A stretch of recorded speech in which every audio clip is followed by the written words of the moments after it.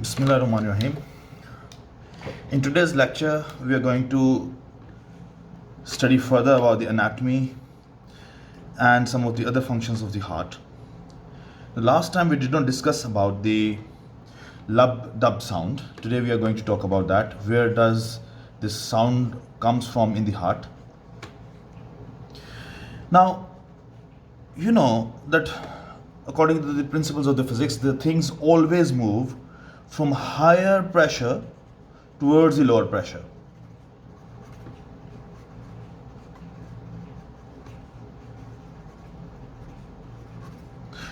Now, when the blood moves into the pulmonary artery from the right ventricle, and I'm showing it again with the help of the blue color, the blood which is going into the pulmonary artery, that is deoxygenated blood which goes into the lungs. And same, when the blood goes from the left ventricle into the aorta, the blood is oxygenated blood. Now, at that time, in the pulmonary artery and in the aorta, the blood pressure is highest. But when the ventricles and both ventricles, they try to relax, at that time in the ventricles the pressure becomes low and the blood will try to come back. But at that time, what happens that in our aorta and also in our pulmonary artery, there are special valves, and these valves are called as semilunar valves. I'm representing in the pulmonary artery with the black color, and in the aorta I represented it with the blue color. Now let me label this. This valve which is present in the aorta, this is called as aortic semilunar valve, and this valve which is present in the pulmonary artery, this is called as pulmonary semilunar valve.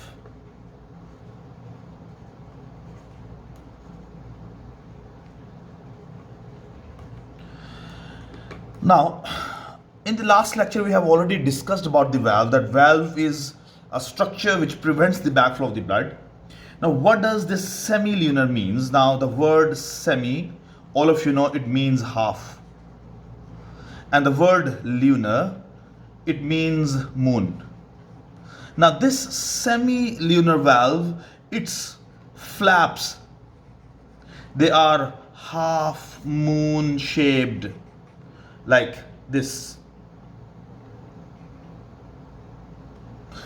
So when these valves, they are half moon shaped, and when the blood will try to come back into the ventricles, when the blood will try to reverse back, from higher pressure to the lower pressure, at that time these valves, they will close like this.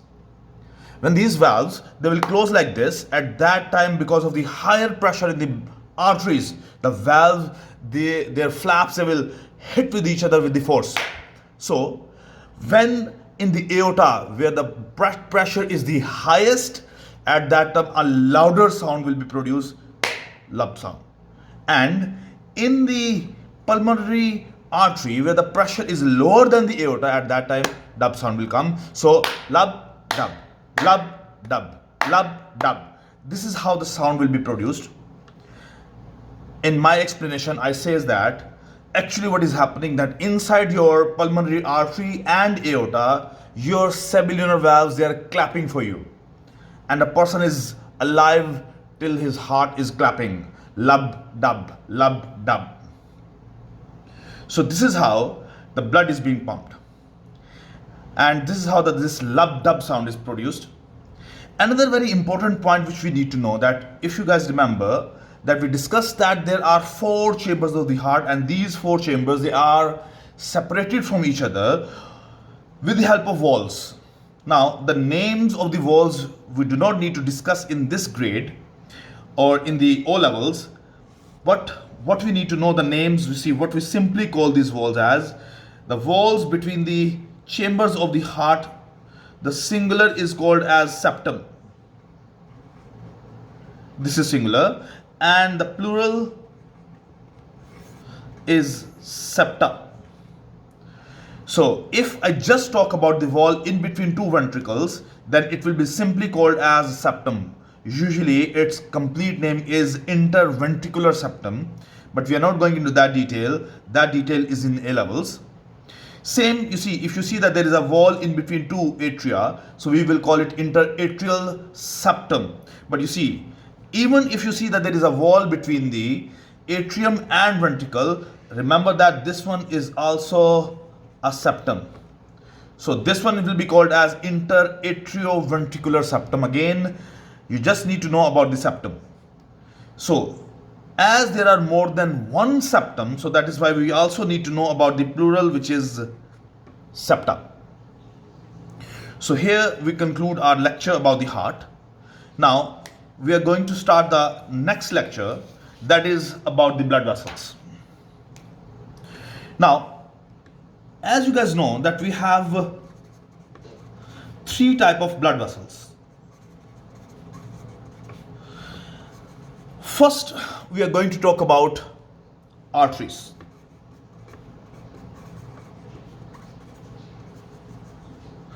Now, remember one thing, and for the rest of your life, that you never say that the arteries carry oxygenated blood. Why? In the last lecture, we just discussed in detail that arteries, they do contain deoxygenated blood. The example is pulmonary artery, which divides into two and further divides into four. So what is the proper wording we should use for the arteries? So remember one thing, whenever we give an explanation for the arteries, we always say that the arteries carry blood away from the heart.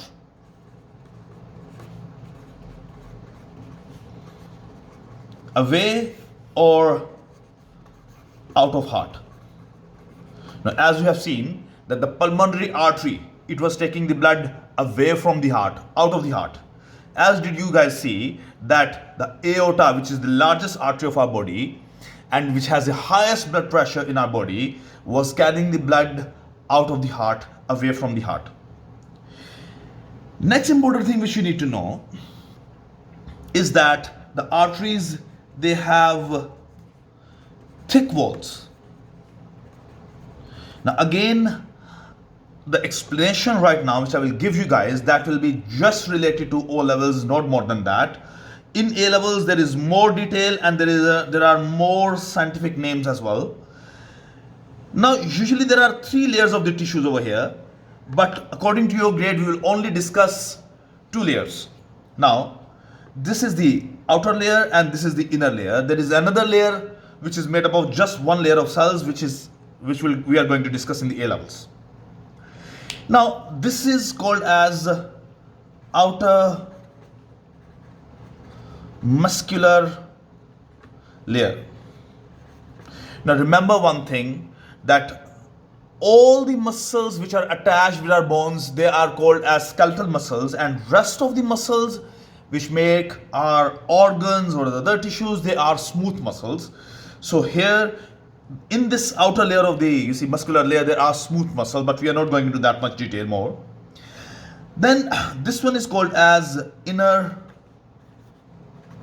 elastic layer. Now why do we call it as elastic layer? Because this layer of the tissues, it has the capability of stretching and recoiling. Means that this part of the tissue, it contains elastic fibers in it. Because of this, it can contract and relax. Now as this, there is, you see, there are smooth muscles which can also contract and relax to a certain extent, but not too much like our skeletal muscles. These are smooth muscles which cannot contract that much. But because of this elastic layer, our tissues, you see this layer, it can stretch and recoil.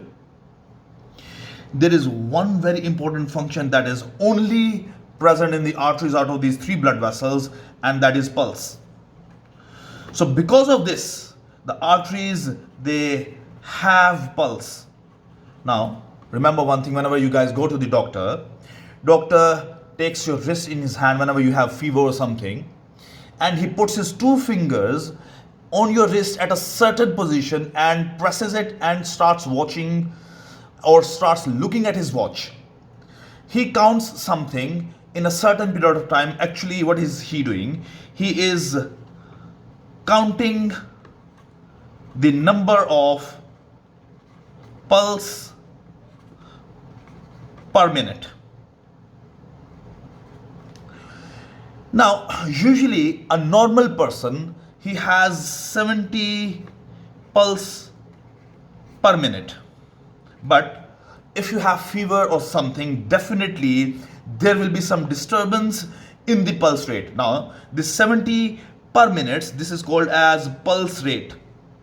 Now, remember one thing, that your heartbeat and your pulse, they are exactly the same, because you see, the number of time your heart beats, same number of time your arteries, they also contract and relax. They help in pumping the blood forward. Now, remember one more thing, that these arteries, they are present deep in muscles and tissues. But there are few points in our body where these arteries are not that much deep, so the pulse can be easily felt. Now, one of the example is that where the doctor puts his fingers over here, and other you see in the neck region as well, where you see the pulse can be easily felt, or you see in the head, you see where you see these arteries are not that much deep, so the pulse can be easily felt over there. Next thing which we are going to discuss is that this is the empty space in the blood vessel. Now, this empty space, it is called as lumen. Now, remember one thing, whenever there is a pipe, all these pipes, they have empty space through which the liquid can flow. Same are blood vessels, they are just like pipes. And in those pipes, there must be some empty space through which the blood should flow, and that empty space is called as lumen. Now, one very important thing which we need to know about the lumen of the arteries, that they have narrow lumen. Now, when the arteries, they have narrow lumen, because of this narrow lumen, there is high blood pressure. Now, there are two reasons for high blood pressure in the arteries. One of the reasons is that because of the narrow lumen, and second, the heart pumps blood into arteries with force. So that is why the blood pressure is higher in the arteries. Another very, very important thing which we need to know about the arteries, that the arteries, they do not have valves except aorta. Now, we just discussed that aorta does contain aortic semilunar valve. So none other artery has the valves. Now, I just explained to you as well that why does the aorta has the semilunar valve, so that the blood should not come back into the heart, it should just move in the forward direction. Now, usually in the arteries, the blood pressure is 120 millimeters of mercury. Now, this was all about the arteries in this grade, you guys need to know. Now, next we are going to talk about capillaries.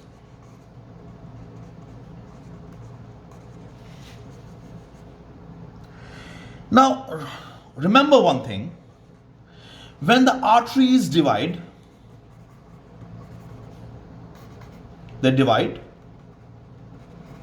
they form smaller arteries which are called as arterioles. Now, let me label that these arterioles, they are actually smaller arteries. And when these arterioles, they divide, then the capillaries are made.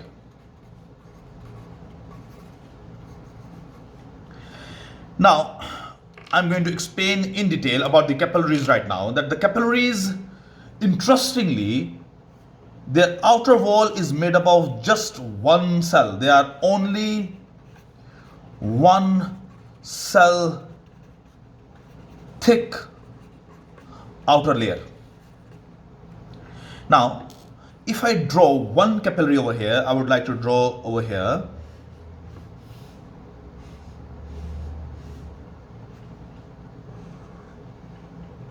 So as it is a blood vessel, so I would draw it like a pipe. Now, this is just one layer of cells I'm drawing.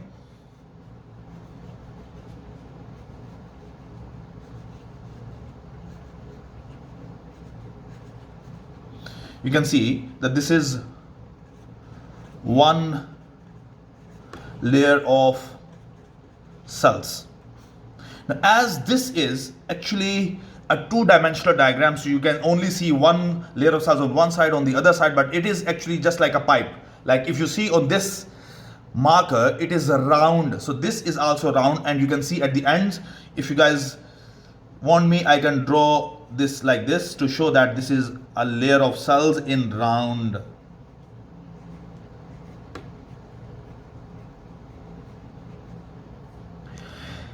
Now, interestingly, that the lumen of these capillaries, this is so much narrow that the red blood cells can only move in one single line. They can only move in single line. We call that, this is red blood cells, they are moving in a queue. Let me label it over here.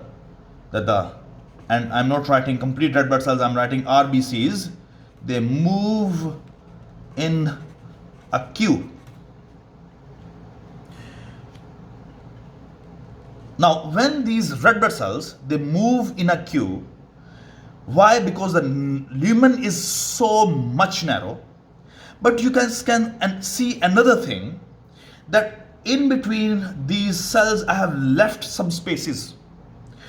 Actually, sometimes there are gaps between cells of capillary walls. Now, remember one more thing. These capillaries, they are always present only near to the tissues. So let me draw these cells over here. Now, in the beginning of this chapter, I gave you a little bit about idea about the tissues and organs. Now, these are the same kind of cells. Whenever they join together, they make up the tissues. So suppose that this is a tissue. Now, these are same kind of cells. They have joined together and they have made a tissue.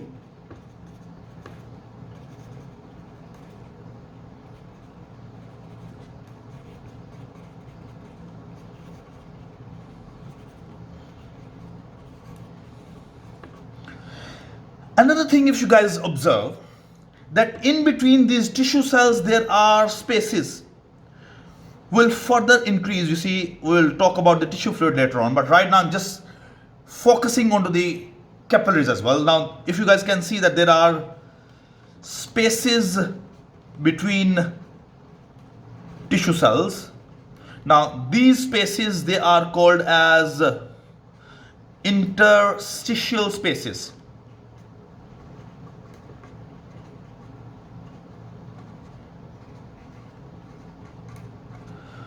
We'll talk about them in detail in later when we'll talk about the tissue fluid and the lymphatic system, inshallah. Now, one very, very important thing which we are going to discuss right now, that you guys have learned before. In the next lecture, inshallah, we'll learn about the blood as well.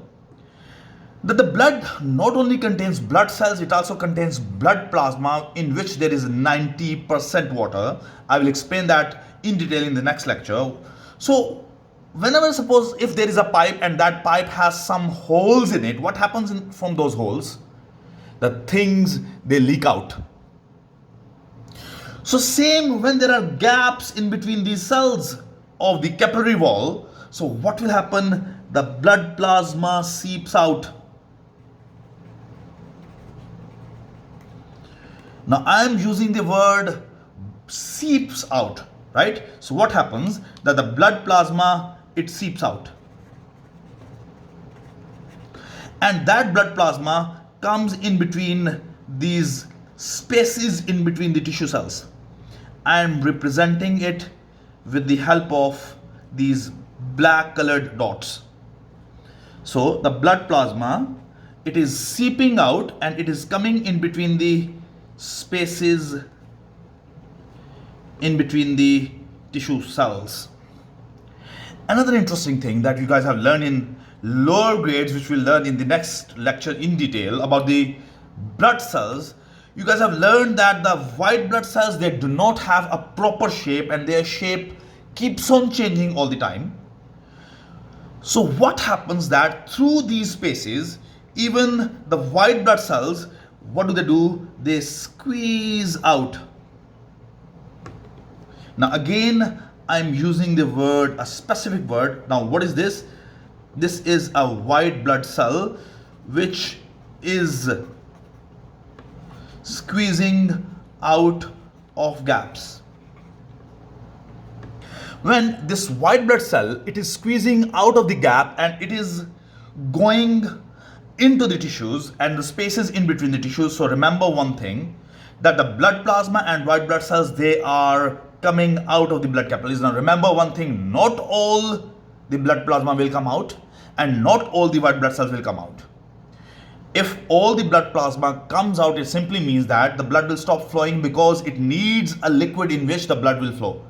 So remember, if there is a pipe which is broken, which has holes, not all the liquid comes out, only the one which is high with higher pressure comes out. So simply that you see the blood plasma that will seep out and the white blood cells, they will squeeze out of the gaps. Now, next thing which we are going to discuss about this function of these capillaries is that what happens here, exchange of materials happen. All of you guys have learned in detail that the red blood cells, they carry oxygen. I will explain that in detail in the next lecture as well, inshallah. Now, red blood cells, they carry oxygen because they have hemoglobin. I will explain that. Now, what happens that from the red blood cells, oxygen goes into the cells. Now remember one thing, this oxygen moves by the process of osmosis from higher concentration towards the lower concentration. Now the up arrow simply means high concentration and low arrow simply means, down arrow simply means low concentration. Same thing, that in this tissue, the process of respiration takes place.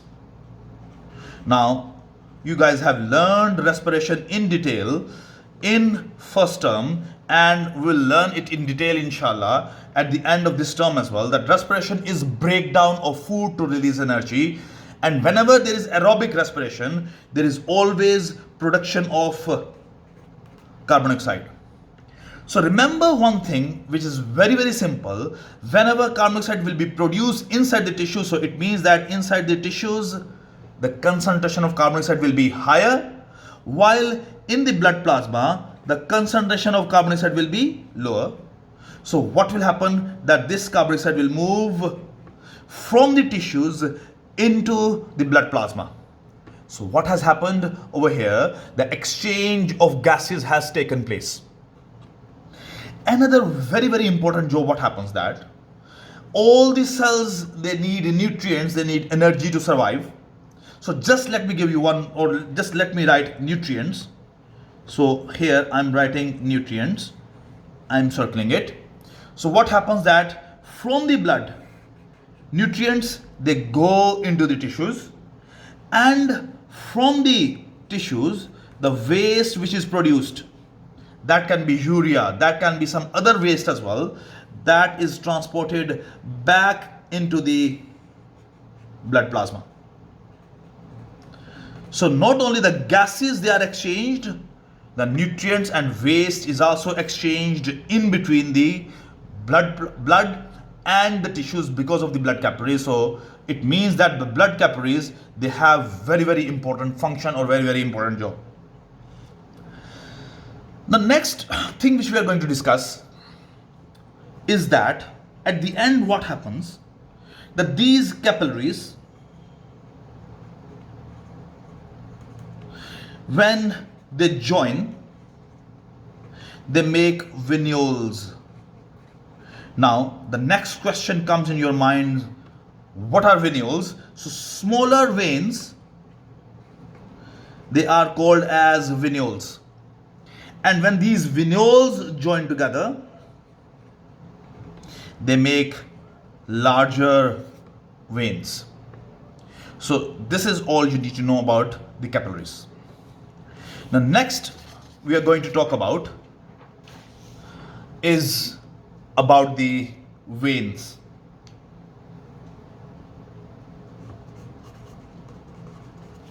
Now, according to your old concepts, you used to say that the veins carry deoxygenated blood.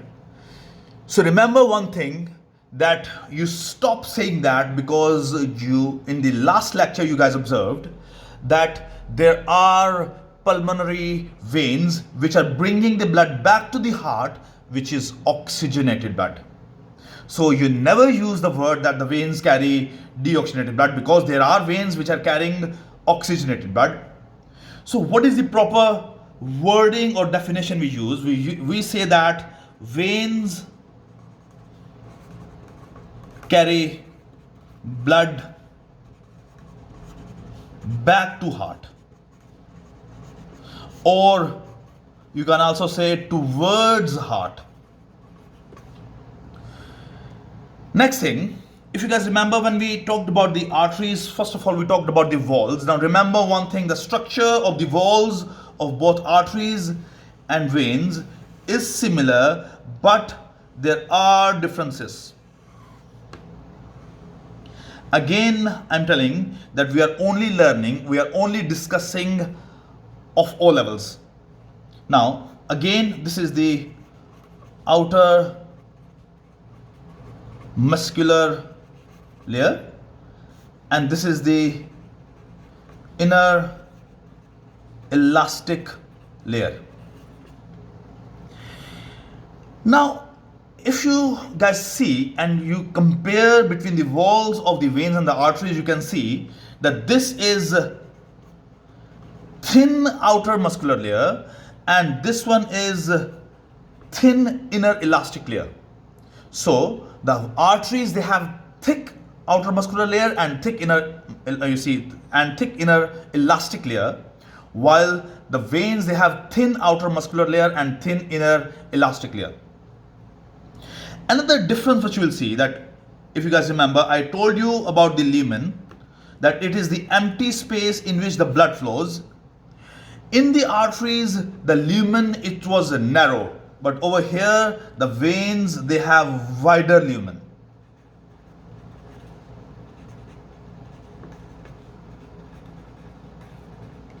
Next thing, that as veins, they have thin muscular and thin elastic layer, so they can't, you see, they can't contract and relax, they can't stretch and recoil with the same force as the arteries do. So it means that veins, they do not have pulse.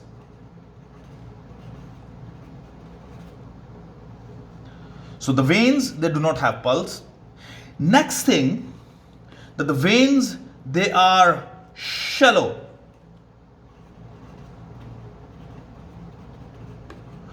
In our skin. Now the blood vessels which are easily visible in our body, they are actually veins because they are not deep into the tissues or the muscles, they are shallow.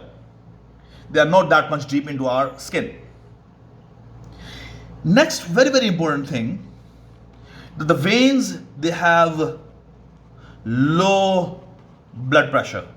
Again, there are two reasons for the low blood pressure. One, that they have the wider lumen. And second, the blood is going back to the heart. It has lost its pressure. That is why the blood pressure is low in the veins. Now, because of the low blood pressure, there is a chance, suppose that when we are standing at that time, there is a chance that the blood can flow back in our legs. But the blood should not flow back, it should just move in one direction. So to prevent the backflow of the blood, Allah has provided in our veins of our legs, especially the special valves. So remember one thing, the veins especially of our legs and of lower abdomen, they have valves, and these valves, they are also called as semilunar valves. And in the same lecture, in the beginning, I have explained you about the semilunar valves. Now what will happen, that the blood, it will flow upward, but it will flow with the lower pressure. But if the same blood will try to flow backwards, so at that time what will happen, these semilunar valves, they will close and they will prevent the backflow of the blood. So the blood, it will keep on moving in forward direction. One more very, very important thing, the blood pressure is so much low, so what happens, that when the muscles of the legs contract,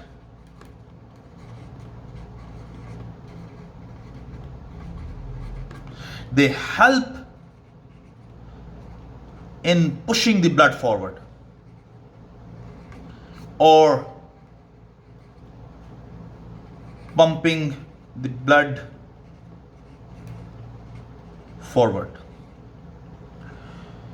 So this is how the blood moves in our body. Now, in the next diagram, I will show you guys a general plan of both arteries, all three, arteries, capillaries and veins. Now suppose that this one is a larger artery. Now what happens, that this larger artery, it divides to form smaller arteries which are called as arterioles. Let me label in the beginning that this is an artery, and when this artery, it divided, it has formed arterioles. Now, if you guys remember the lecture which I just gave, I told you that whenever arteries divide, they form arterioles, and whenever the arterioles divide, they always form the capillaries. Now with the black color right now, I am showing you guys the capillaries. Now suppose that these are capillaries. Let me label that these are capillaries.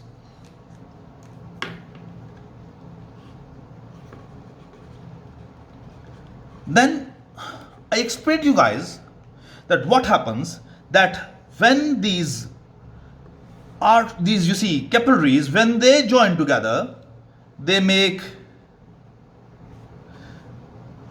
venules. So just think that